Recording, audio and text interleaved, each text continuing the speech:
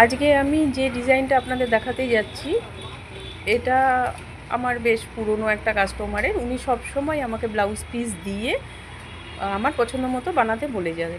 এবার দেখুন, এটা ওনার ব্লাউজ পিস এই কালারের ছিল।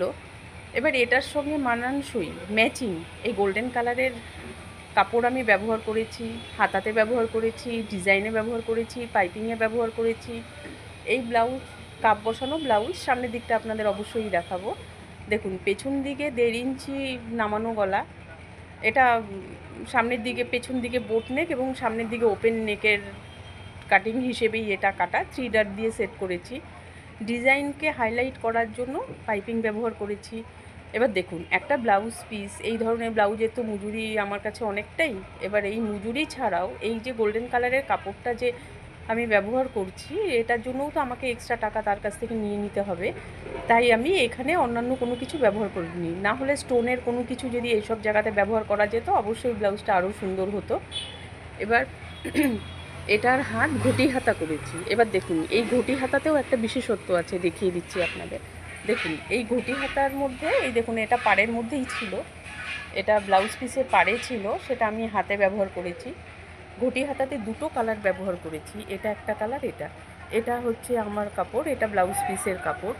এবার দেখুন, এই ঘটি হাতাতে কুচিগুলো যে দিয়েছি, প্লিটগুলো, একটা মুখ এই দিকে আরেকটা মুখ এই দিকে, এইভাবে সেট করেছি। ওপরেও করেছি, নিচেও দেখুন সেম জিনিস করেছি, নিচেও। এবার ঘটি হাতাতে যেমন আমাদের কি হয়, আমরা প্লিট ঘন ঘন কুচি দিয়ে দিচ্ছি, ঘটি হাতা হয়ে যাচ্ছে। তবে এটা চওড়া চওড়া প্লিট দিয়ে, প্লিটের মুখগুলো একদিক করে দিয়ে এই টাইপের ঘটি হাতা বানিয়েছি। আচ্ছা, এবার আসুন আপনাদের সামনের দিকটা দেখিয়ে দিই ব্লাউজের। দেখুন, সামনের দিক হচ্ছে নামানো ভি। এবার দেখুন, নামানো ভি। এবার এটা যেহেতু আমার কাস্টমারের ফিগারের থেকে এটা কম ফিগারের, ওই কারণে একটু ঢিলা। এবার দেখুন, সামনের দিকে ভি। এবার ভিটা কিন্তু আমি অনেকটাই নামিয়ে ডিপ ভি করতেই পারতাম, কিন্তু যেহেতু ওনার খুব একটা নামানো পছন্দ নয়, ওই কারণে নামাইনি।